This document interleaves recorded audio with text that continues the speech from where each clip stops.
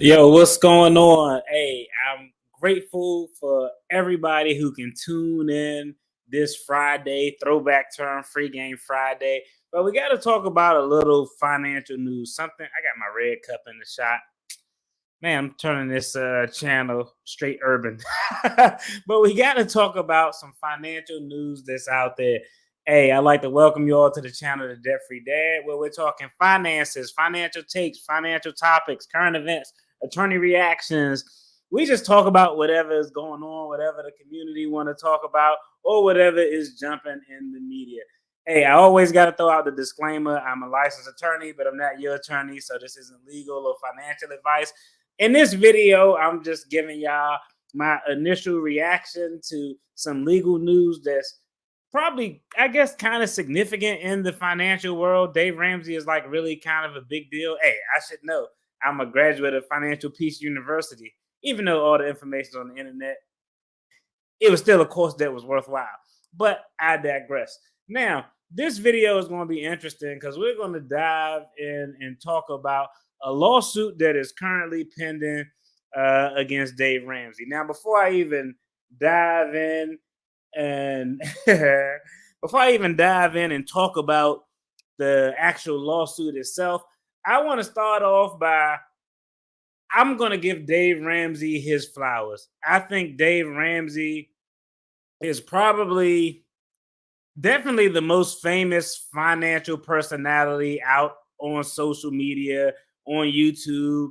His plan works. Now, hey, we can all agree to disagree, but overall, 80 to 90% of what he says, I probably agree with. Maybe 80%. A little bit about the investing is a little, I'm a little sketch on the investment in $1,000 emergency fund, but overall, I think his product is a good product. Like I said, me and my wife went to Financial Peace University, and it was something that contributed greatly to us being able to pay off over $200,000 worth of debt since we actually been on this journey. So this isn't a video where I'm calling out somebody who's a scammer, because I definitely don't believe that Dave Ramsey is a scammer.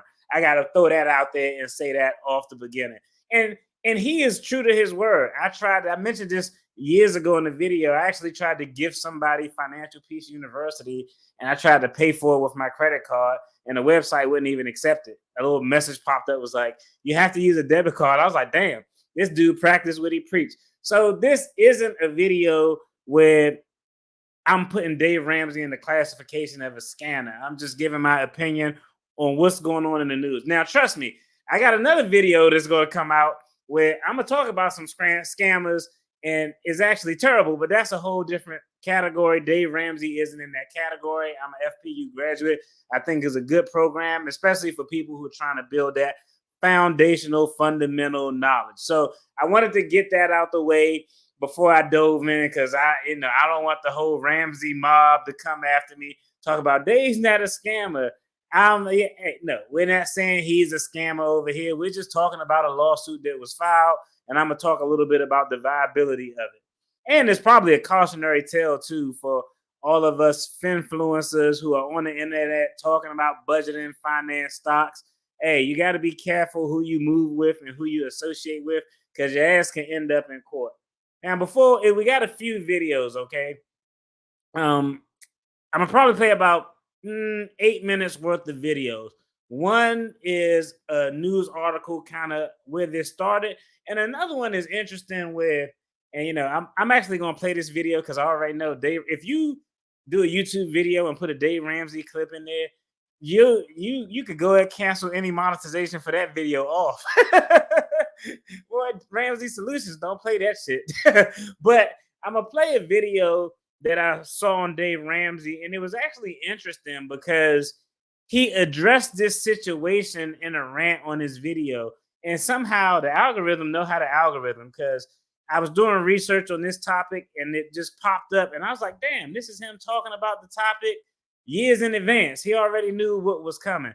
Now, the news article on this topic, I haven't watched yet. I found it, I haven't watched it, so it'll be a genuine reaction. But we're going to dive in.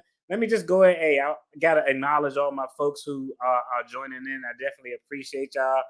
Britt, thank you so much, Lisa. I appreciate it.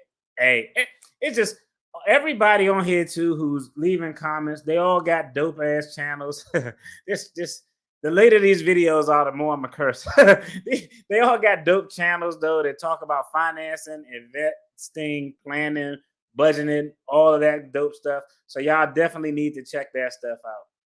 Let's see. This is why Australia has basically banned Finfluencer. Cannot even mention the stock I purchased because I'm not credited.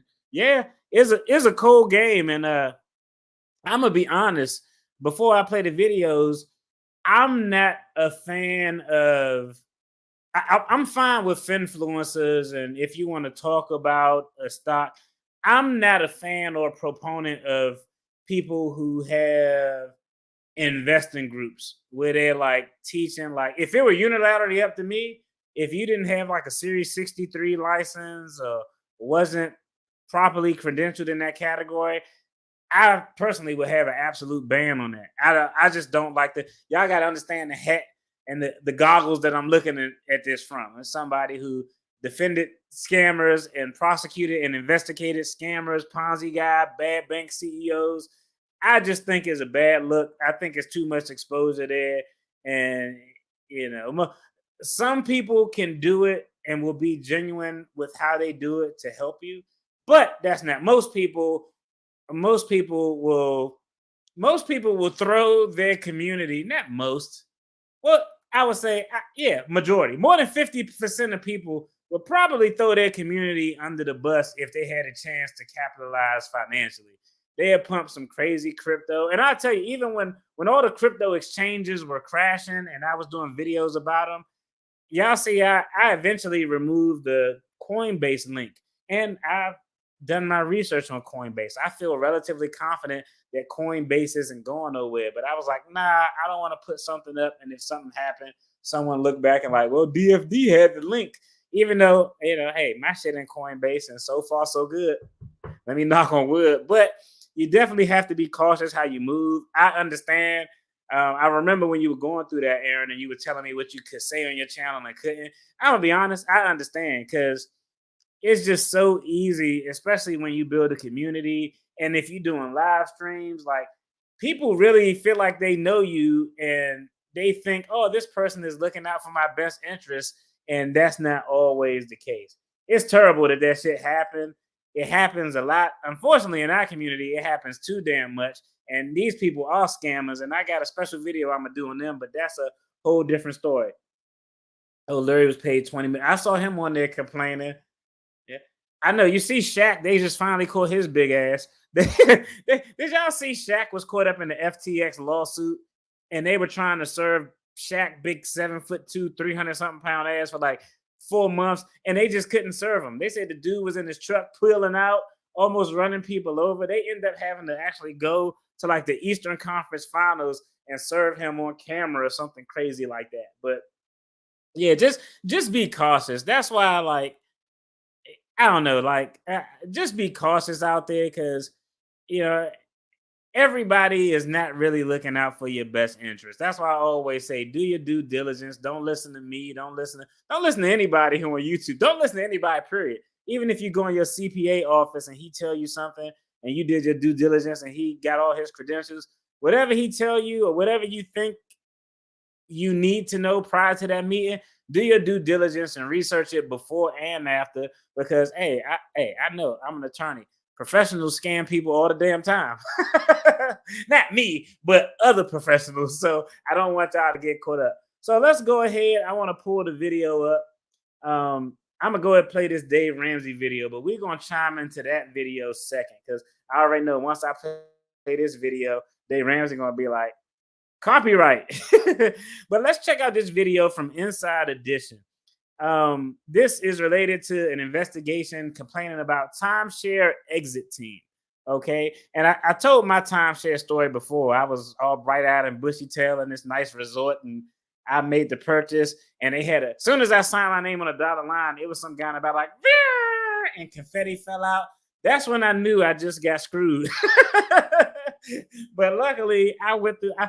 After I signed it, I couldn't sleep. I couldn't enjoy the rest of that vacation. I was on the plane coming back, and I read the fine print, and I found the clause in there that allowed me to get out. And that probably would have been my worst financial mistake ever. But luckily, that catastrophe was averted. So this is related to the Timeshare Exit Team.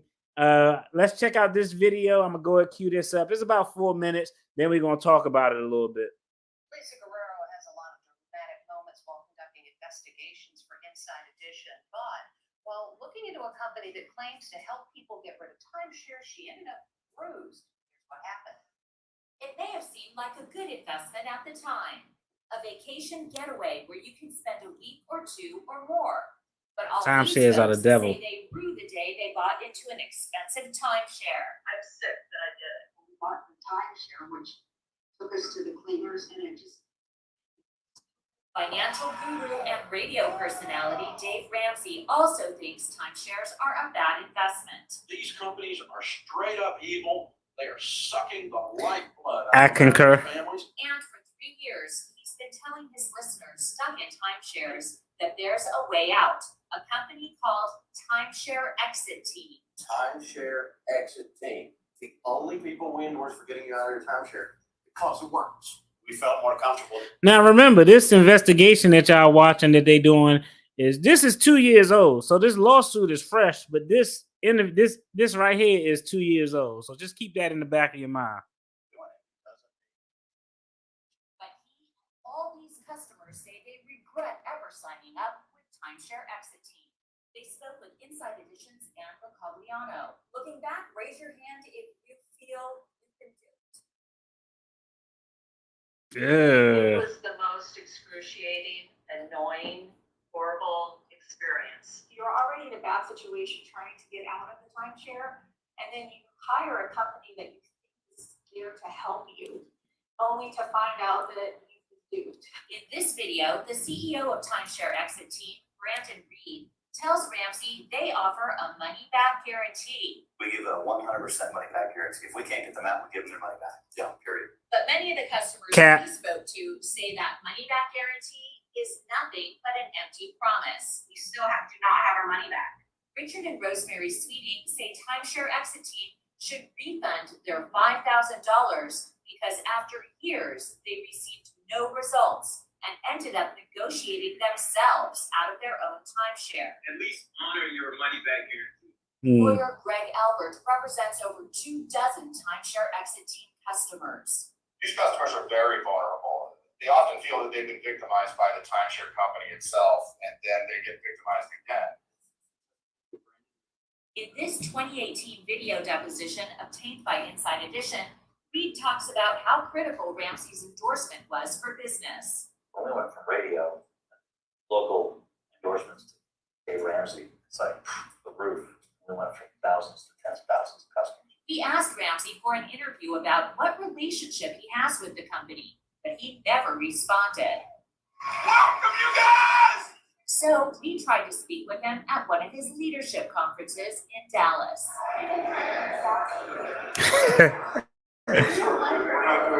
They got back up.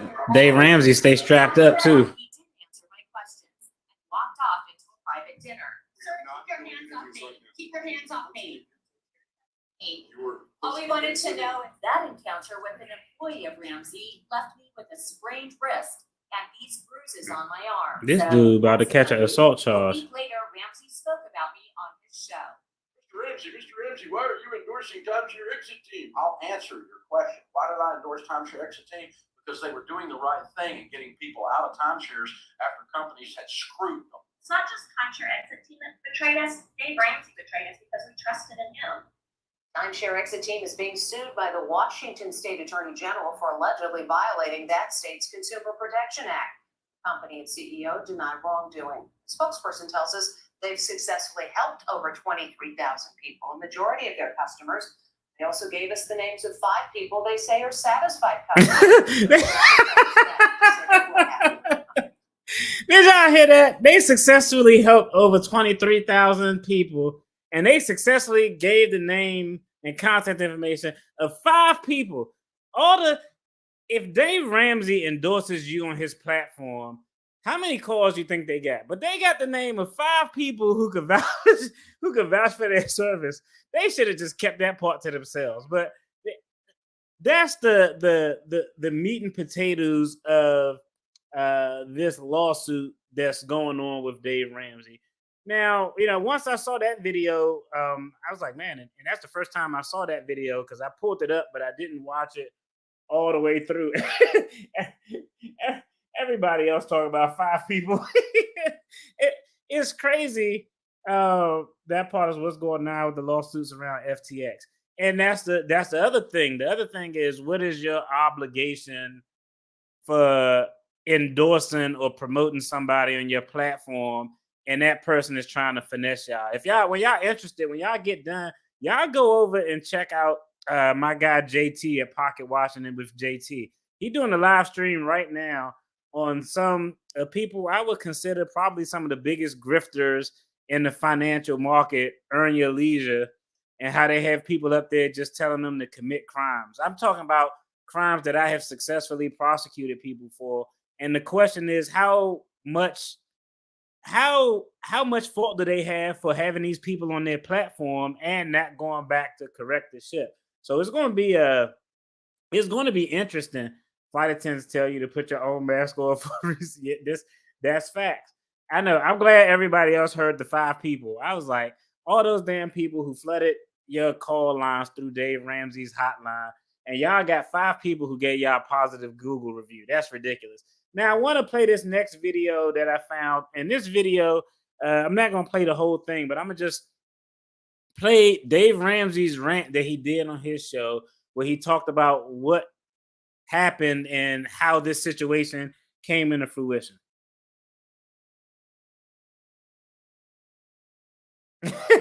You couldn't click on it fast enough. What's going on, sis? I appreciate you joining in. So I'm gonna play this. So that's it. Dave Ramsey has this big ass platform, which, like I said, I give Dave Ramsey credit. I'm an FPU graduate. I don't think Dave Ramsey is a scammer, but he does essentially a collaboration with Timeshare Exit Team. Now, when I tell you in that video, they said that people lost their fee of $5,000. But when I looked and actually did the research and looked online and through open source, people paid between $5,000 and $72,000 in order to have this company get them out of a timeshare, and they couldn't get that shit done. Now, pardon my language, but $72,000. If you pay $72,000 to get out of your timeshare, that got to be the worst damn timeshare in the history. $72,000. I'm just gonna suck it up and own the damn timeshare that I don't want. So, like, just the numbers that people were paying and not getting their refund and didn't get the services that they were requested just creates a big ass red flag. So, a lot of times, what you'll see, as they talked about, anytime you have a business doing bad business practice, it's always going to start with the state's attorney general's office, because people are going to call there and complain. The state attorney general has a consumer protection division. That's how everything is always going to play out. So here's Dave Ramsey's response as to how this happened, his take on it.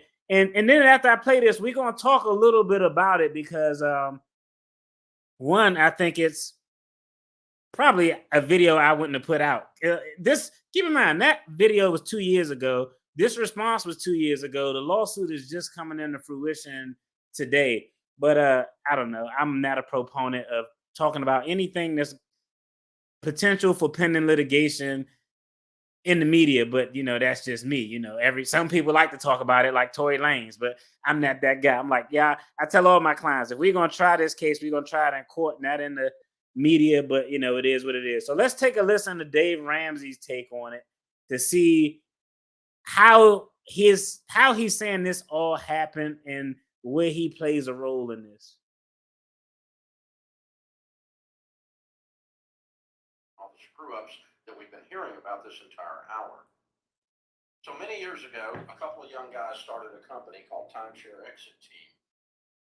And they were advertising on a small radio station or two here or there. And they got in touch with us and said, we want to come on the Dave Ramsey show because you hate timeshares as much as we do. And we have a way to get people out of timeshares. be a legal process with a team of lawyers to bust up into these guys and to get them out. And so we said, all right, let's do that. However, you guys are small operators, and you need to understand, when we tell people to come to you, you're going to get a bunch of business, and you're going to have to get your business act together. To say that their business exploded, I came on the air and told people Timeshare Exit Team will get you out, is an understatement. Their business skyrocketed over the next few years, resulting in them getting more than 20,000, almost 25,000 people out of their timeshares. But the problem was they were so successful that two things happened. One is they're two young guys running a business, and it's hard to scale a business that fast. And they got where they weren't returning calls that great, so we're jumping on them because we're hearing complaints because timeshare won't call us back. Timeshare won't call us back from the customer. That's not okay, and it was just because of sheer volume of business. Second thing that happened was that they were so successful that the timeshare companies, they were feeling the pain. It was hurting them. And so Mike Flaskey, the CEO of Diamond, which has just recently been bought by Hilton Wyndham, Mike Flaskey stands up in front of the ARDA and says, I'm going to commit $1 million to putting timeshare exit companies out of business. Anyone who comes at us to make us let our customers go that we're screwing, we're going to put them out of business. We're going to do it with legal fees. We're going to do it with PR and publicity. We're hiring a publicity firm. We're going to put a team of lawyers on this. And he teamed up with Wyndham. He teamed up with Blue Green. And Diamond did. And Marriott and whoever else they could get. Westgate, whoever else they could get on the list. And they decided to go after these lawyers and different companies that were running people out of timeshares. And they've gotten bad stories written about people, including they're going after me now. They've gotten the Attorney General in the state of Washington to try to prove that there was something false going on, and there wasn't.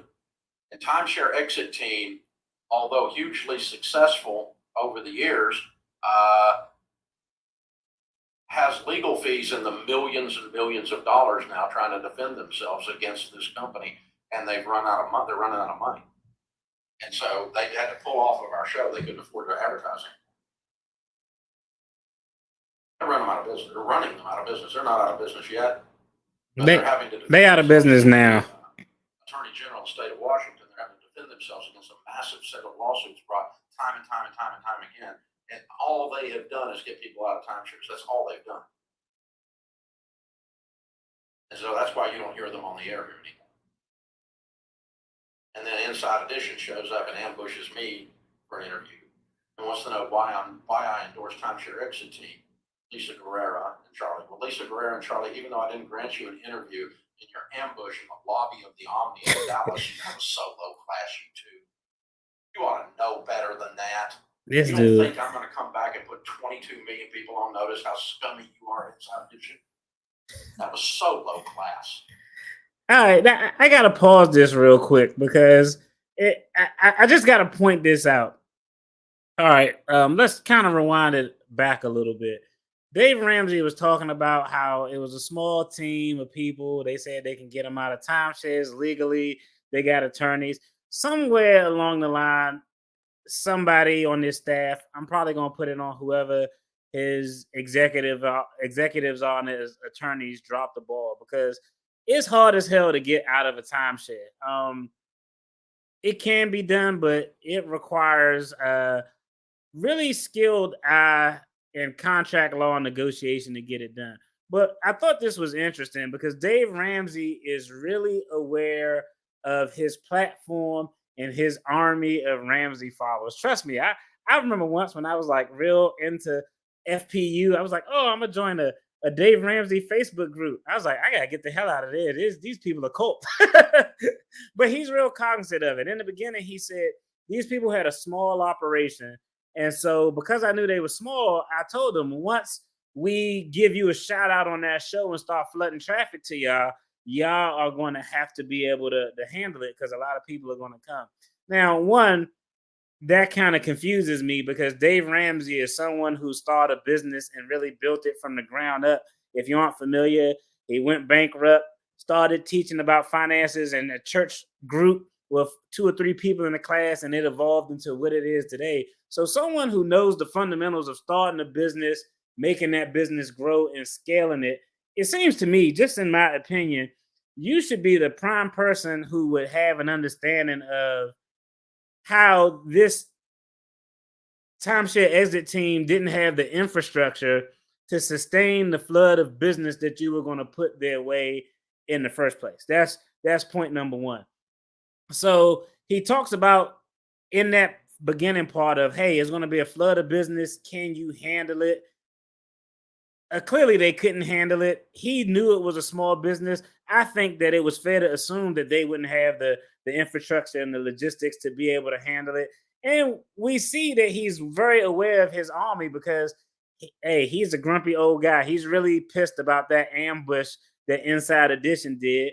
And he said, y'all think I'm not going to go back and call my millions of Ramsey Beehive followers on y'all to hound y'all and go in the comments and annoy y'all to death. But I thought that was interesting for someone who understands business, how to scale a business, how to develop infrastructure and processes, not to be able to see that on the front end. If I had a gazillion followers on my channel and somebody said, oh, I got a business doing this, if it's only 3 people, it ain't no way in hell I'm gonna funnel any of my audience over there because I know they're gonna get overwhelmed. There's a recipe for disaster, even if they were trying to do the right thing. Now let's go and finish watching the rest of this clip, but you can tell he getting in his grouchy old man status when you talk about sicking his Ramsey zombies on people. So I'll answer your question. Why did I endorse Timeshare Exit Team? Because they were doing the right thing and getting people out of timeshares after companies like Mikey's had screwed them. That's why I endorsed that company. And I did it with great pride. And they got over 20,000 people out of their timeshares before the legal fees and the bogus stuff from bogus government officials. How much he was paid? Wow. Wait till we talk about how much you was paid. How much was Inside Edition paid for the timeshare company? See, he worried about who was paid. We're gonna talk a little bit about the how much he was paid for that sponsorship collaboration a little bit. How much did they pay you? I didn't know you could buy a story on Inside Edition. I didn't think you all were that. I knew you were tabloid, but I didn't know you were that low. Or are you just so dumb? He hot. You didn't understand you were on the wrong side of this argument, basically. So this is why timeshare is not on the air. Timeshare Exit Team. But guess who's still on the air? Me. Me. I'm sitting in a $300 million paid for building.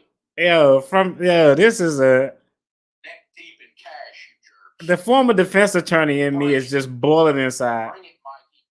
And the investigation and prosecutor in me is just laughing.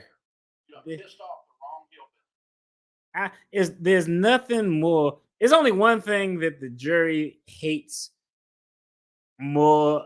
No, this may be the number one thing. This may be the number one thing that any jury hates. I don't care who it is. A display of arrogance. A display of arrogance, especially when you're talking about your building and your wealth. It's 100. I'm telling you right now, if I was the attorney in this civil case, it's a civil case, not a criminal case. If I was the opposition, I would definitely I think this is good evidence for the opposing side's argument against them. But this is beautiful. I would definitely play this for the jury because it just shows a little bit of arrogance. It shows a little bit of a lack of accountability. And I think his smug attitude is something that the jury is just going to despise. I know it for a fact. I don't even like it. And I think that Dave Ramsey tried to help people. But I'm like, man, this dude coming off as an arrogant jerk. You have messed with me enough that I'm coming after you, Bozos, and I'm going to make a hobby out of you guys. You don't understand how hillbillies work. We fight generationally. Oh, my goodness. That's the Hatfields and McCoys. They don't even remember why they're fighting. This is terrible. So, Diamond Resorts, Hilton, you made a huge mistake investing in Diamond because I'm about to destroy your freaking investment if I have anything to do with it at all.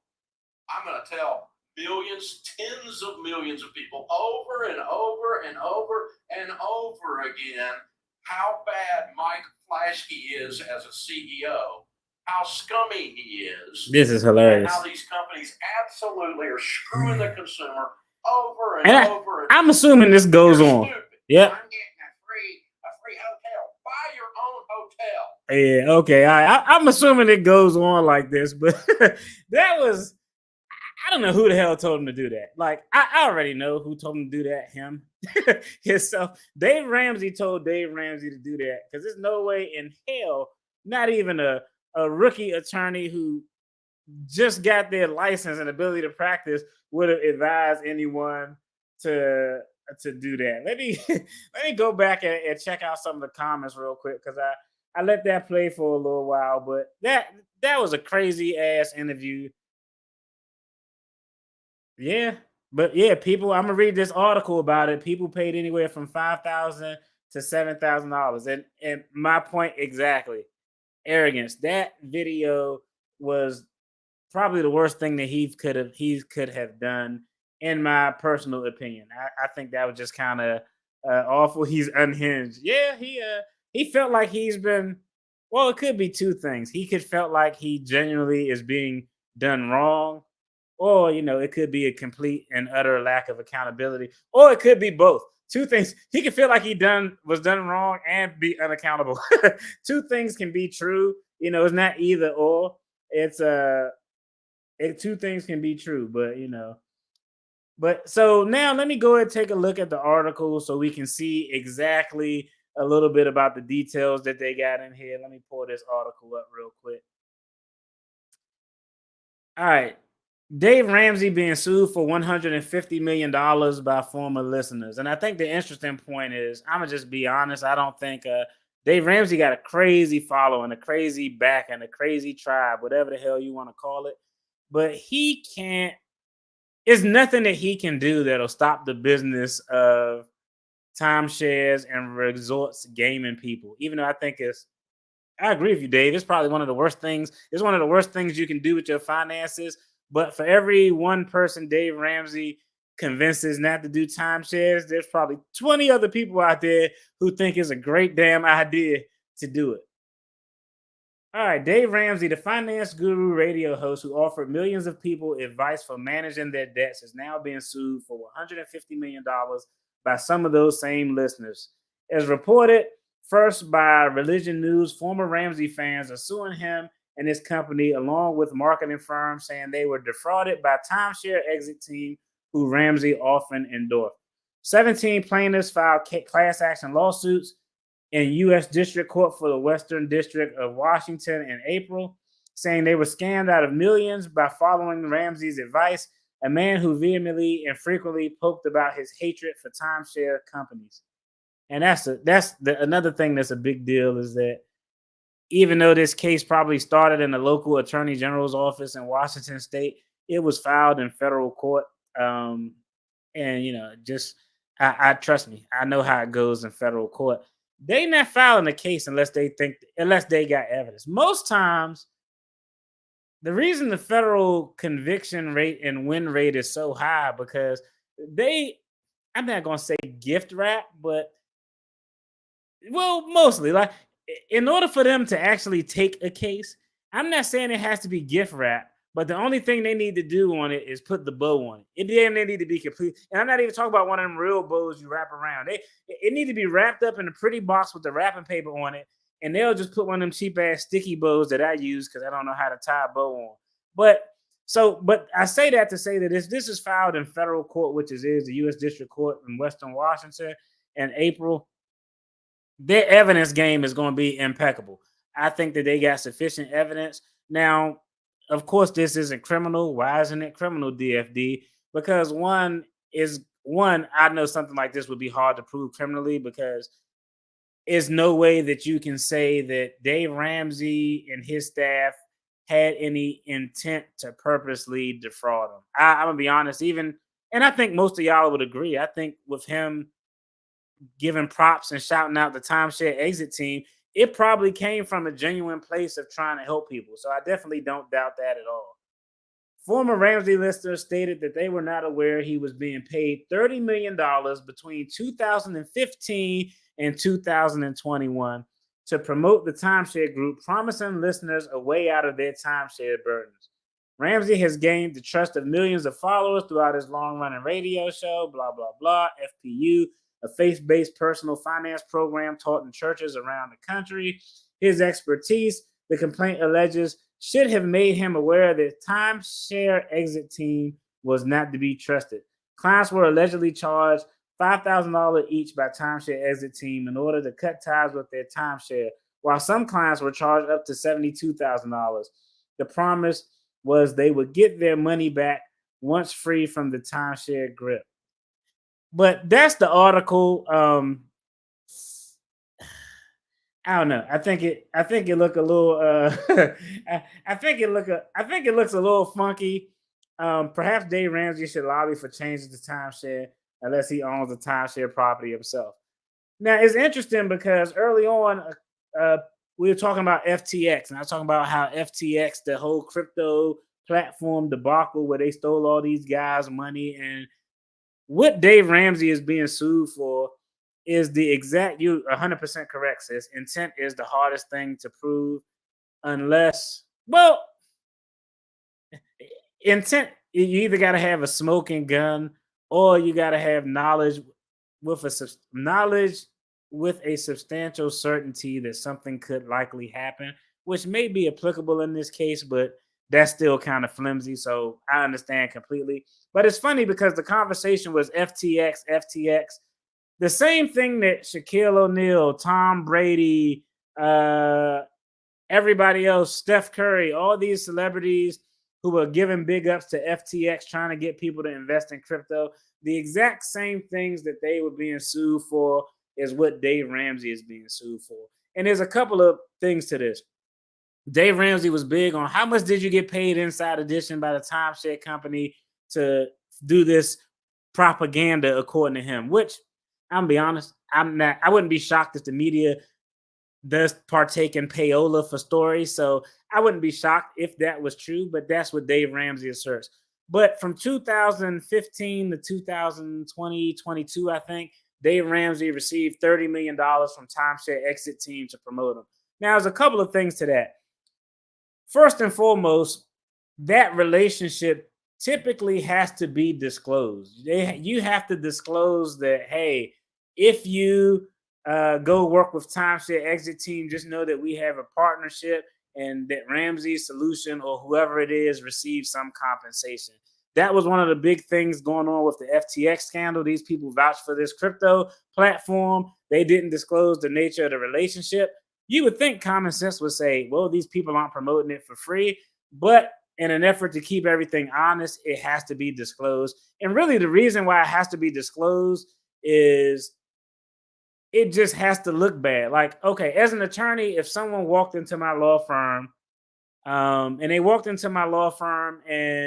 they had a hit and run and I'm representing them in a lawsuit against an insurance company for a Wonder Bread truck hit them, if I'm representing them.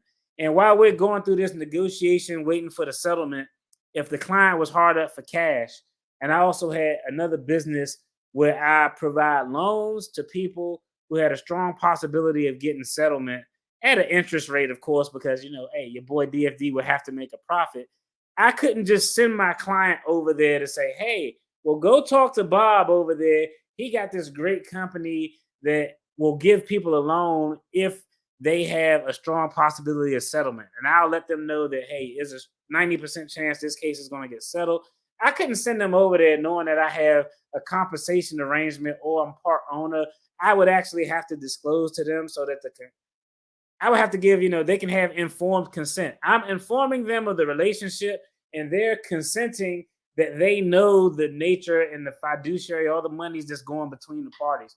So it's kind of that same concept that applies to Dave Ramsey here. Now, I'm gonna be honest, like his whole arrogant rant, $5 million a year for endorsing, hey, from a small stock, who's gonna turn down $5 million a year? DFD, hey, if you endorse our company of one person, like no, I mean, I understand exactly why he took it, but it leads to a bigger question. The bigger question is, are people who have a platform, a following, are they responsible when they promote a company that doesn't do right by its customers, that doesn't do right by its clients? And that's a big question. I've seen, oh goodness, I've seen so many finance fluid finfluencers, whatever they call finfluencers, have guests on their shows. Who I've seen a finfluencer have a guest on their show who told the audience of probably a million people, hundreds of thousands for sure, to get the VIN number for any vehicle and go and apply for a vehicle loan just using any vehicle VIN that you found on Google. Shout out Pocket Watching the JT. If y'all interested in that story, go check out his channel. I seen a Finfluencer channel had a lady on there that said, start a business, get a small business loan, pay your student loans off with your small business loan, and then if your business happens to go bankrupt, you are off the hook for your student loans because you paid them with that business credit that you had under your business name. So there are a lot of people out there who give shit, who give trash advice and who are legitimate scammers. I don't think Dave Ramsey falls in that category, but the question is, how much accountability does he have?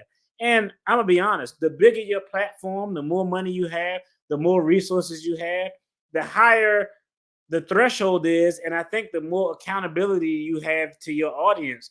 Why is that? Because you have such a big following, you're making so much money from your following, you have the means to do adequate due diligence. It's understandable. At some point in time, DFD may have somebody on the show, and in hindsight, I may go back and say, damn, that was some trash ass information that this guy gave. And it would be my obligation to go back and put out a statement and say, yo, that last episode, that information was trash. I apologize about that. I'm taking the video down, edit the video. Y'all are YouTubers out there. Y'all know y'all can edit videos on the back end where you can just take out the portion that may have been trash and still leave the remainder of the video up. But there definitely is an obligation. Now, the question comes in is, what is Dave Ramsey being sued for? And there was a couple of legal theories out there. I think the most basic one, and it's a common civil lawsuit that you see just when, well, I can't really think of anything, but I'm just going to throw something out there. One concept is called unjust enrichment. What is unjust enrichment, DFD? It's unjust enrichment. It's exactly what the hell it's called. It's when someone gets enriched, someone makes a profit unjustly. So that's going to be one legal theory. The other one is probably, and I think it's actually a good legal theory, is a negligence theory. Did Dave Ramsey have a duty to his listeners to do due diligence to make sure? Is negligence cause of action? Duty, did a person have a duty? Did they breach the duty? Were there damages? And was the breach of that duty the cause of the damages? There's only four things: duty, breach, causation, and damages.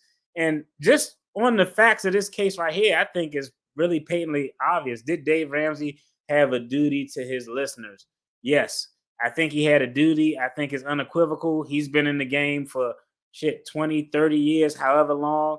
He has the resources to be able to do due diligence to find out if a company has the means and can provide the services that they're alleging they can provide. More importantly, he's a businessman, so he knows about scaling an operation, making sure that they have infrastructure and system and processes in place to be able to handle the workflow that's going to come in once he shot them out. Did he have a duty? Hell yeah. I think everybody would agree he had a duty. Did he breach that duty? I'm going to be honest.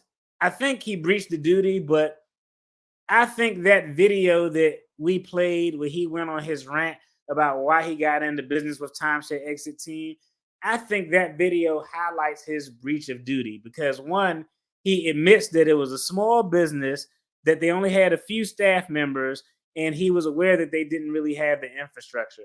He was also aware of the size of his following and the influx of people that they were going to get once he started shouting people out and they entered into that business relationship. And he further admitted to that when he talked about how he was going to activate his Ramsey army to come at Inside Edition. So duty, check. breach check. Were there damages? Yes, there were damages. Now, the people who got out of there, timeshares, y'all don't got no damages. Even if you paid $72,000, you got exactly what you bargained for.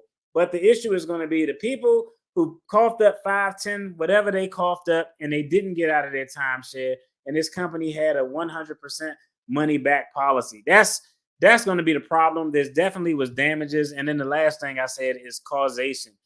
Did Dave Ramsey's breach of his duty, did his breach of his obligation to be informed about the nature and the ability of the business that he was referring his following to, did Dave Ramsey's breach of that duty cause these people the damage, cause them to actually lose their money? I think the answer is unequivocal yes.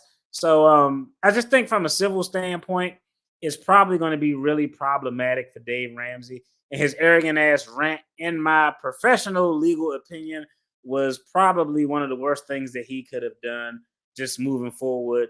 Because that'd be the first damn thing I submit as evidence.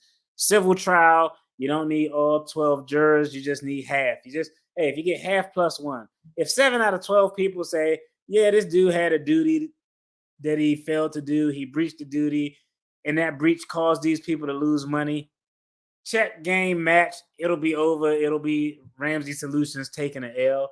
So now I will tell you, if I had to anticipate how this is going to play out, somebody's going to get cut a check. Now, it's probably going to be it's going to be somewhere in the M's, but everybody's not going to get all their money back. Dave Ramsey's not going to cough up in excess of $150 million.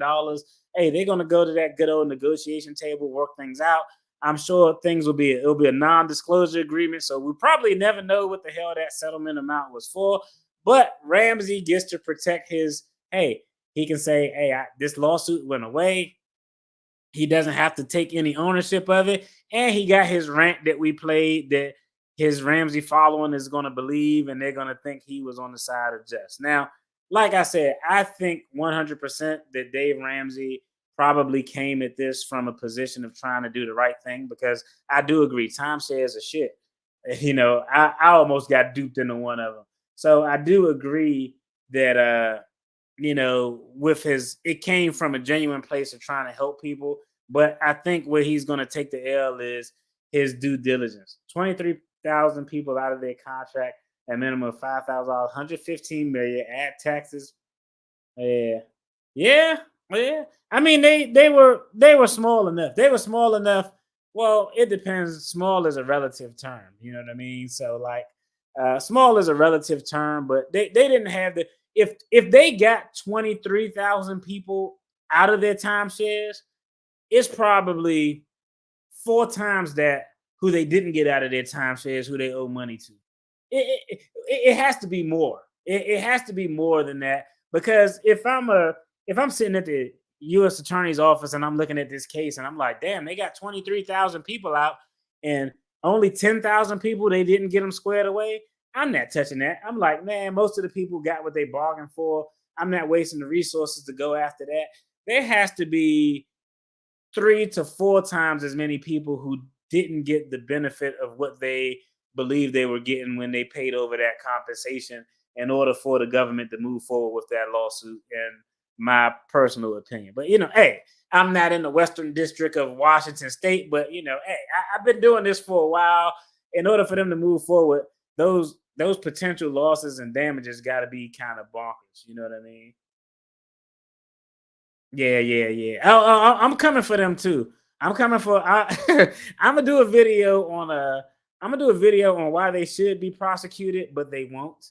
So it'll be some of your favorites up there. Some of your favorites that you probably see if you ever attend Invest Fest. And the word fest is party, by the way. So, but I'm definitely gonna have a video. Oh yeah, you know exactly what episode I was talking about. Yeah, those EYL guys, man, is the worst too, because they scamming people they're finessing people based on the based on the concept of, we got to do this for the culture. Anytime people try to sell you something based on uniqueness or having to stick together based on race or nationality, you probably getting on the verge of getting finessed in the long run. That's a rule of thumb. Small business, he admits their lack of personnel, yet he took the money regardless. There's a bit of a lack of duty of care there. I agree. I think a negligence cause of action is going to be easy to prove. And like I said, if I was now, I'll tell you, Dave Ramsey kind of strikes me as a, I don't know, maybe it's just the old person thing. The old, I don't know, maybe it's just the old, if you old and got a little bit of money, but he got a little bit of Donald Trump in him. Like, I can see his attorney saying, Dave, we should probably settle this. And he'd be like, no, I'm not doing it. Like, he strikes me as having that type of personality where he's very strong headed and whatever. I'd rather take a loss than to capitulate and reach a settlement. But if he was smart, he would be saying, let's just go to the negotiation table and get this out. Topics like this, you need a duty shirt on. Yeah, I know, facts, right? I get a shirt just for scammers. It's just so many out there. If I did a video on all the things I saw that were illegal, like real talk, I'm gonna put a short out on this. I lie to you not. I saw this. Shout out to the self-employed tax guy on Instagram. He was on the channel, right? And I saw on IG, he had a short up on IG, and it was a guy who was like, I just bought this Lamborghini Yaris for $90,000, and I was able to write the whole thing off on my taxes. And this is how. The IRS has a rule that says if a vehicle weighs more than 6,000 pounds, you can depreciate the entire cost of the video. And when I saw that clip, shout out to my guy, the self-employed tax guy, he corrected him from a fundamental tax standpoint, a common sense standpoint, how the numbers it doesn't make sense to waste $90,000 on a car to get a $90,000 tax write-off, because dollar for dollar you're not really saving $90,000. He came at it from a fundamentalist standpoint, which was very dope and intelligent and intellectual. And I appreciated that. I'm simple. As soon as I saw the video, he was like, the guy said, I got 100% of the cost of this Lamborghini Yaris deducted because the IRS rule says any vehicle over $6,000, you can depreciate the whole cost. What did DFD do? The first thing I did is, I was like, a Lamborghini, those are small cars. I literally Googled to see how much the vehicle weighed. The vehicle weighs like 4,000 pounds. I was like, cat. But it's those type of things that people put out, and people see them and they think it's sweet. People see people lounging on the beach with their laptop lifestyle, and being sold the laptop lifestyle is a finesse. Yeah, I got my laptop here, but I'm not living a laptop lifestyle. I got to get my ass up at about 5 in the morning to get my day started, go to work, grind a 9 to 5. It's far-fetched if you think you're going to take a course in anything and your only job or occupation is going to be to just sit at your computer and trade stocks and make money. You're probably going to end up taking an L, but you can't, I just can't go down that rabbit hole of calling out every finesser, because there's already people who doing stuff like that. And if I did that, I would literally do videos on nothing else but that. And that shit'll be taxing. It'll be tiring for me. Like, yeah, everybody probably would love it, but I was like, I got a low bandwidth for talking about BS. So I can't do that type of stuff all the time. But I think it's going to be I think it's going to be 4 times the net game. Yeah, I agree. 4 times probably didn't get what they paid for. If 23,000 did, at least $75,000 probably got finessed or feel like they got finessed. And I'm not going to say Dave Ramsey is a scammer, but I will say for organization and for him to have a $350 million is paid off, you should have did more due diligence, bro, to completely avoid this situation, in my personal opinion. Let me see. Stubborn would not want to be labeled as a loser. Yeah. Dave Ramsey, he strikes me as one of the worst type of clients, a client who will pay you but won't listen to you. God damn, that's got to be the worst type of client ever. Like, the only thing worse than a client who will pay you but won't listen is a client who won't pay you and won't listen. That's the only thing worse than that type of client, in my opinion. I love when people point out all the platforms, because most of this stuff is Reddit and these fake. Yeah, it's terrible, man. And like, Like I remember somebody asked me one day, somebody sent me a message on IG, right? I don't know if y'all noticed it, but every now and then, like I may do a video and I may have like on a necklace or something like that. And I had one, and I got a real thin one I wear. It's my brother's necklace, rest in peace, that I wear.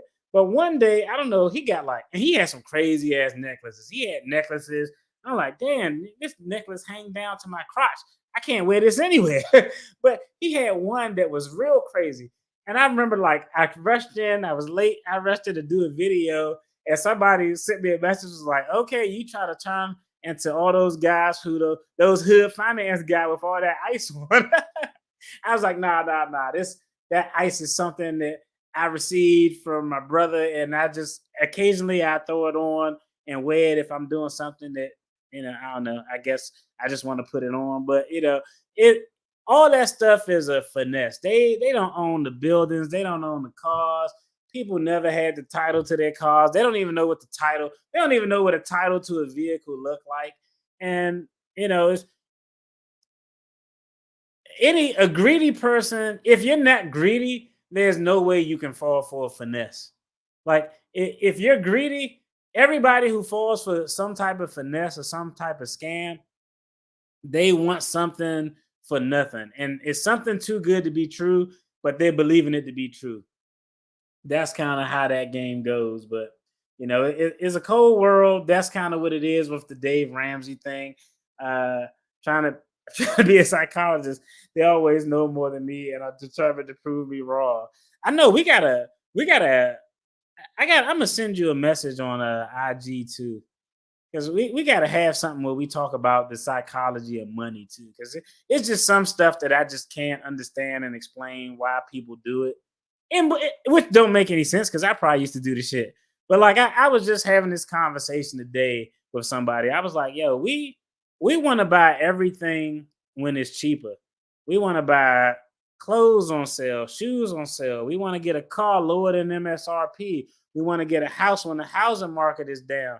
We want grocery prices to be cheaper. We want to buy everything when it's cheaper except stocks. When stocks are losing money, people are like, I don't want to put my money in the stock market. You see the stock market is doing bad. Like, and I can't understand the psychology of that. It actually makes sense to want to buy things when they're down because it's cheaper for you to buy. And we apply that to everything but stocks. But yeah, I'm going to send you a message on IG, and we're going to have to do a morning night show where it's nighttime here and morning time where you at. It's going to be dark outside and gunshots where I'm at. And it's going to be a beautiful background and birds chirping while you got your coffee mug when we do this collab. But it's just interesting the way people think about money and how we just have this innate ability to want to take a shortcut. And, I just came to the realization that, you know what? I'm going to get my M's, but I'm going to be old ass when I get my M's. I'm not going to be too old, but I'm going to be younger than the typical everyday millionaire, but I'm not going to be 23 driving around in the Corvette that I want. No, that's just not going to happen because I know the average age of a person with a car like that is like 65. You know what I mean? So you just got to kind of be realistic with what yourself and your expectations. Hey, I appreciate that, bro. That's something I can talk about. Yeah, we can talk about that. I'm not going to get you in any trouble with the Australian authorities. We ain't going to talk about no stocks. We just going to talk about the psychology of money, how we think about it, how our trauma impacts the way we spend money. Like I know it does. Like that's why I just told somebody I don't care about experiences. I like stuff.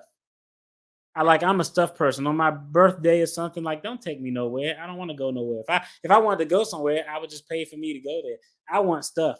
I want stuff. And I was like, man, why I got this? Why do I always want stuff? And it hit me because when I was younger, I didn't have shit. When you don't have stuff, when you got the ability to get stuff, what do you want? Stuff. For me, it was in the form of tennis shoes because like I'm going through this thing right now where I'm trying to get all the cool shoes that I had when I was in high school. And it's not going to be a long journey because I only had like 4 or 5 pair of really good shoes in high school. But those type of things that we grow up with, those concepts we grow up with about money, man, them things stick with us. And I don't know, it's just hard to overcome. But that's definitely going to be a good topic. And I'm going to send you a message as soon as I get off. The Psychology of Money. Is that by Housel, Morgan Housel? No, I feel like is that the book by Morgan Housel? I think that it's called or whatever. But it's definitely something that has to be talked about and discussed because it's one thing. It's hard to break a habit if you don't know why the habit developed. You know what I mean? Like, damn, why I always want to spend when I'm down about something, I want to shop. When I'm happy, I want to shop. Like, what the hell's wrong with me? And why can't I change this behavior? And it's hard to change something if you don't know why you're doing it because there's a root cause to why you're doing it. But until you figure out what that root cause is, you really won't know how to address the problem. Look at that. You can tell DFD been through. Hey, you can tell I had a therapist. I've been trying to work on myself internally and externally. That was deep. Yo, that's it for this video. I appreciate everybody who tuned in, who supported, who commented. Hey, I love y'all. I'm very appreciative. And hey, we definitely gonna chop it up again. Next Friday, we're gonna talk about the scammers who, unlike Dave Ramsey, are probably not trying to help people. They're probably just trying to help themselves and line their pockets. And so that's gonna be an interesting video. As always, y'all take care, be blessed, enjoy y'all weekend. Peace.